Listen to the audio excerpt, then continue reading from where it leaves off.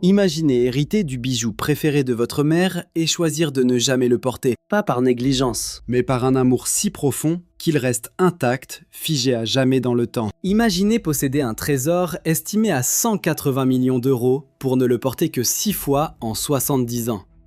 Aujourd'hui, nous ouvrons l'écrin secret que la reine Elisabeth II gardait au plus près de son cœur. Celui qui ne renferme pas ses parures de tous les jours, mais des pièces précieuses qu'elle préférait préserver plutôt que d'exposer. Ces 7 broches en disent bien plus sur la femme derrière la couronne que n'importe quel autre bijou du quotidien. Elles révèlent des choix impossibles, l'hommage vibrant aux générations passées, et cette certitude que le plus bel hommage reste parfois de simplement préserver l'histoire. La broche d'émeraude gravée de l'Inde.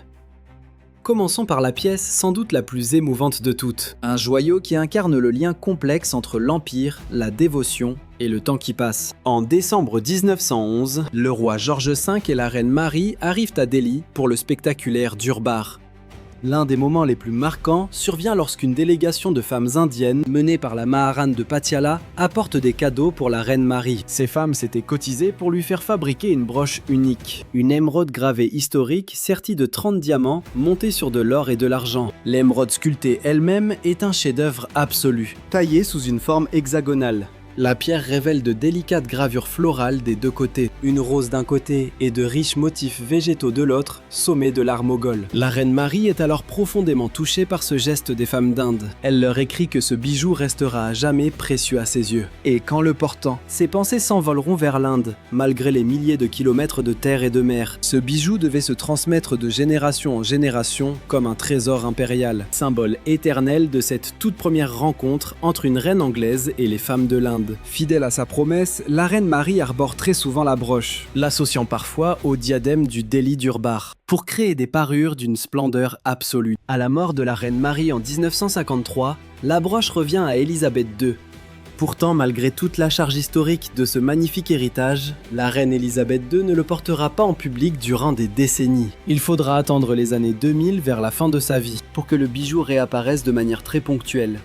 Mais ces sorties resteront extrêmement rares. La reine comprenait que cette œuvre d'art appartenait plutôt à l'époque de sa grand-mère, un lien direct avec le faste impérial de Delhi, une époque où l'Empire britannique était à son zénith. En refusant de la porter, elle honorait ce monde passé, comme une page d'histoire et non une réalité présente. Mais le plus incroyable s'est produit après le décès de la reine Elisabeth II, en juin 2024. La reine Camilla porte la fameuse broche d'émeraude de Delhi au Royal Ascot, signe que la nouvelle génération se réapproprie enfin ces trésors de l'Empire, que leurs prédécesseurs conservaient sans jamais vraiment les exposer. La broche de turquoise de la reine Marie. Peu de bijoux racontent une histoire aussi émouvante que cette broche. C'est une histoire de patience d'attente et de résurrection opportune. Une broche restée dans l'ombre durant plus de 6 décennies, avant de retrouver enfin la lumière. Ce joyau unique arbore une turquoise éclatante, ceinte d'un ovale de diamants.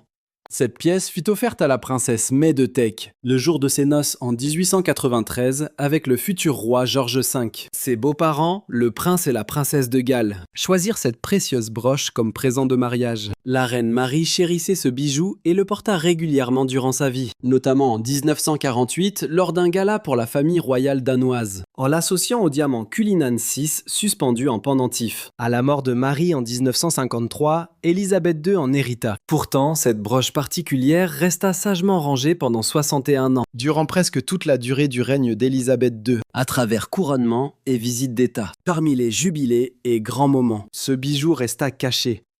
Une beauté préservée, mais invisible. Puis en 2014, l'inattendu se produisit. La reine Elisabeth II, alors octogénaire, décida qu'il était temps de ressortir cette pièce. Elle la porta dans le Derbyshire avant de l'intégrer à son habituelle rotation, notamment pour fêter ses 90 ans au château de Windsor. Mais c'est le 5 avril 2020, durant l'une des heures les plus sombres de son règne, qu'elle prit tout son sens. Alors qu'Elisabeth II s'adressait au pays en pleine crise du Covid-19, elle choisit d'arborer cette broche héritée de sa grand-mère. Son message ce soir-là était empreint d'espoir. Rassurons-nous, car même s'il reste des épreuves, des jours meilleurs viendront. Nous retrouverons nos amis, nous retrouverons nos familles.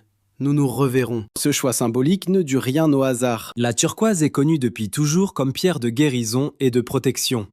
Elle portait un message fort, honorant aussi la mémoire de la reine Marie, qui avait affronté la grippe espagnole de 1918 à 1920, en arborant la turquoise de son aïeul. Élisabeth II invoquait la résilience de Marie face à cette crise historique. Les éclats de grand-mère. Si vous interrogiez des experts sur la broche la plus chère jamais créée, beaucoup désigneraient ces fameux éclats. Un petit nom affectueux donné par Élisabeth II à la broche Cullinan 3 et 4, estimée entre 50 millions et 180 millions de livres. C'est phénoménal. Une véritable légende.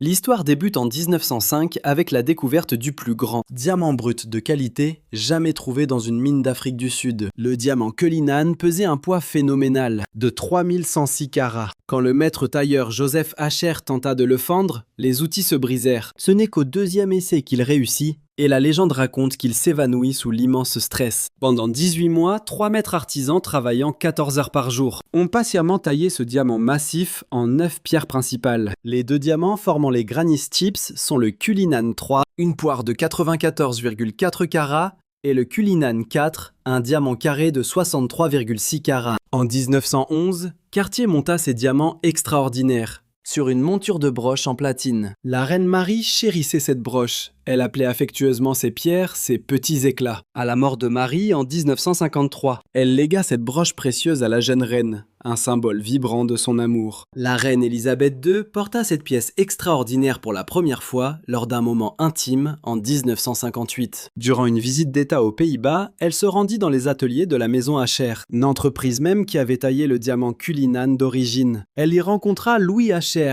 le frère âgé de Joseph Hacher, lui qui était présent lors de la taille du diamant 50 ans plus tôt. La reine, mesurant toute la portée historique de cet instant, détacha la broche de sa robe pour la poser délicatement dans les mains du vieil homme presque aveugle, alors qu'il serrait la broche abritant ses joyaux mêmes, qu'il avait aidé à façonner un demi-siècle plus tôt. Des larmes coulèrent sur ses joues. C'est alors que la reine prononça les mots qui allaient donner à la broche son surnom éternel, Granny Chips. En 70 ans de règne, la reine Élisabeth II ne porta cette broche qu'une demi-douzaine de fois. Elle l'a réservée pour des événements d'une importance historique ou personnelle capitale, comme son jubilé de diamant en 2012 ou ses voyages aux Pays-Bas, là où l'histoire de la taille résonnait si fort. Un trésor absolument inestimable. Et pourtant, la reine ne le portait presque jamais. L'immensité de sa valeur, couplée à sa signification historique irremplaçable, imposait que chaque sortie publique soit mûrement réfléchie et hautement symbolique. La broche à franges de Victoria. Aucune broche ne possède une histoire aussi internationale ou une métamorphose aussi théâtrale que ce bijou de Victoria. Une pièce d'abord intégrée à un imposant ornement de corsage, puis réinventée plus tard tout en restant très peu portée par la reine Élisabeth II. Tout commence en 1856, pendant la guerre de Crimée, le sultan ottoman. Abdulmecid Ier offrit à la reine Victoria une collection de diamants étincelants, si somptueux que Victoria écrivit dans son journal qu'ils devaient être remontés, car ils étaient bien trop imposants pour être portés tels quels. Victoria confia ces gemmes à la maison Garrard, qui les métamorphosa en un devant de corsage époustouflant. Une parure somptueuse centrée sur un immense diamant taille émeraude, dont descendaient des chaînes de diamants en dégradé formant une frange complexe. Victoria le porta pour des portraits officiels,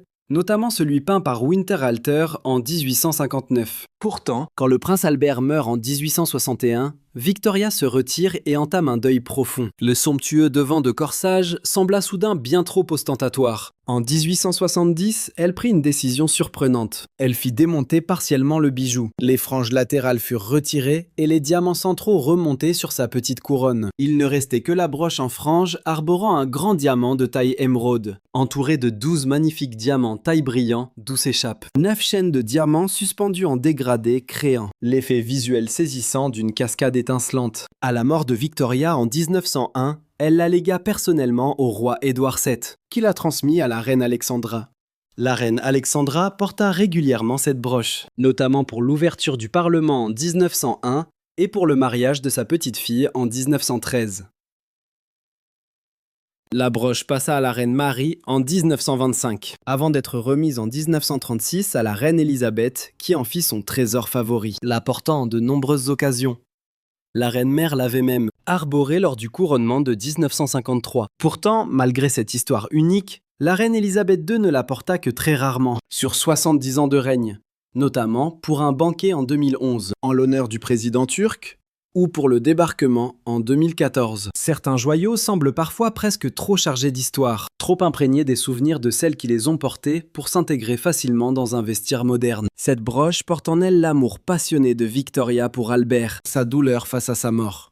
Le faste du règne d'Édouard VII et la dignité silencieuse du veuvage d'Alexandra. Le devant de corsage en saphir de la reine-mère. Voici sans doute le joyau le plus poignant, témoin du lien le plus profond entre une mère et sa fille et de la force du respect. En avril 1923, quand Lady Elizabeth Bowes-Lyon épouse le prince Albert, duc d'York, la reine Marie choisit un cadeau de mariage qui allait devenir légendaire. Une parure spectaculaire de saphir et de diamants, dominée par ce devant de corsage somptueux. Un chef-d'œuvre de l'élégance édouardienne orné d'enroulements et de motifs floraux, sublimé par deux délicats pendentifs asymétriques en négligé. La reine-mère adora cette broche, d'une passion qui l'accompagna toute sa vie. Elle l'arbora en 1933 au gala de la Croix-Rouge et au spectacle royal. En 1935, puis pour ses 85 ans en août 1980.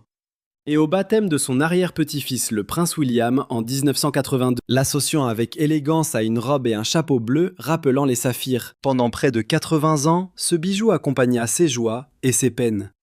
À travers guerre et paix et le deuil de son époux adoré, durant ces longues décennies de veuvage. Au décès de la reine-mère en 2002, la broche intégra la collection d'Élisabeth II.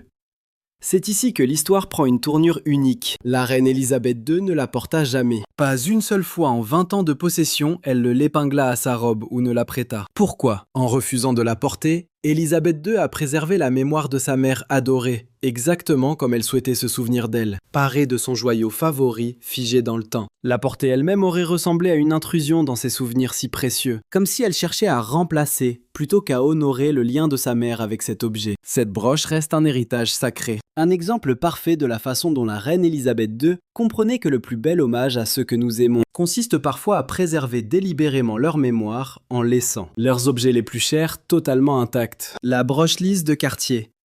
En 1939, alors que la guerre menaçait l'Europe, Cartier conçoit un projet incroyablement ambitieux pour la reine Élisabeth, la future reine-mère. La maison avait rassemblé 589 diamants bruts pour la souveraine, proposant de créer une pièce absolument grandiose. Le résultat fut une broche aux proportions si extraordinaires qu'elle reçut le surnom de la broche d'un pied de long, bien qu'elle mesure en réalité un peu moins de 7 pouces. Elle prend la forme d'une tige de lys portant 2 fleurs épanouies. Le bijou arbore 197 diamants issus de la collection personnelle de la reine, complétés par 52 autres pierres précieuses fournies directement par Cartier, pour un total vertigineux de 249 pierres précieuses. L'une de ses premières apparitions légendaires remonte à juin 1939, lors d'une visite d'État historique aux États-Unis. Tandis que la reine Élisabeth parcourait les rues de Washington en voiture décapotable aux côtés d'Eleanor Roosevelt, cette somptueuse broche lisse brillait sous le soleil, immortalisée juste derrière l'ombrelle royale sur un cliché devenu mythique. Pourtant, dès le début de la Seconde Guerre mondiale, en septembre 1939, la reine ne la porta presque plus. Le poids considérable de l'objet, avec ses 249 diamants et sa lourde monture en platine, associée à ses dimensions spectaculaires, la rendait peu adaptée à la rigueur et à l'austérité imposées par ces années de conflit. Elle était bien trop fastueuse pour une nation entière qui se préparait au sacrifice. Lorsque la reine-mère légua la broche à sa fille en 2002, elle resta un trésor très peu utilisé. Son envergure la rendait tout simplement impossible à porter au quotidien.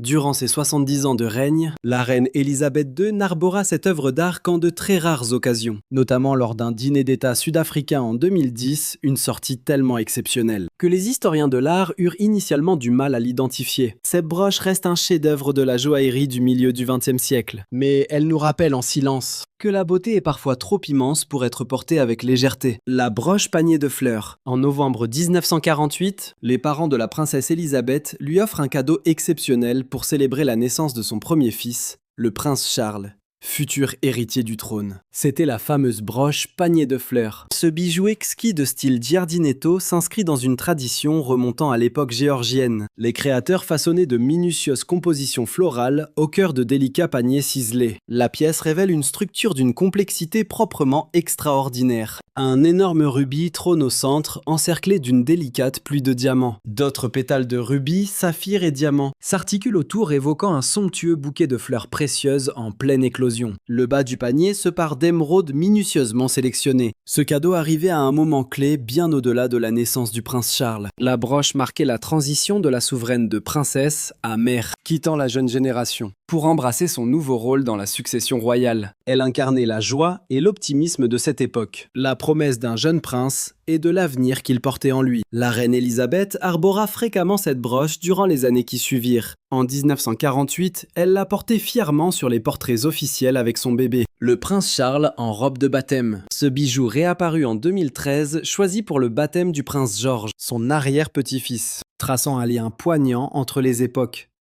Pourtant, malgré son immense valeur sentimentale, cette broche en corbeille resta peu portée durant les 70 ans de règne d'Élisabeth II. Bien qu'elle l'ait ressortie parfois, elle ne devint jamais un incontournable de sa collection. Les raisons sont peut-être purement pratiques. Ses détails complexes et ses couleurs la rendaient moins facile à assortir. Mais cela montre aussi comment les présents les plus précieux s'effacent parfois doucement dans l'ombre de nos vies, chéris pour leur symbole, bien plus que pour leur utilité. Ces 7 broches révèlent un secret profond. La reine Élisabeth II avait compris que notre rôle n'est pas toujours de briller, mais de préserver. Ces pièces devinrent des gardiens de mémoire, des ponts vers le passé et des témoins vivants de l'histoire. Pour nous qui contemplons cette vie depuis l'extérieur, cette philosophie résonne d'une manière incroyablement familière. Nous possédons tous des trésors que nous hésitons à utiliser. L'approche de la reine Élisabeth nous livre un message très doux.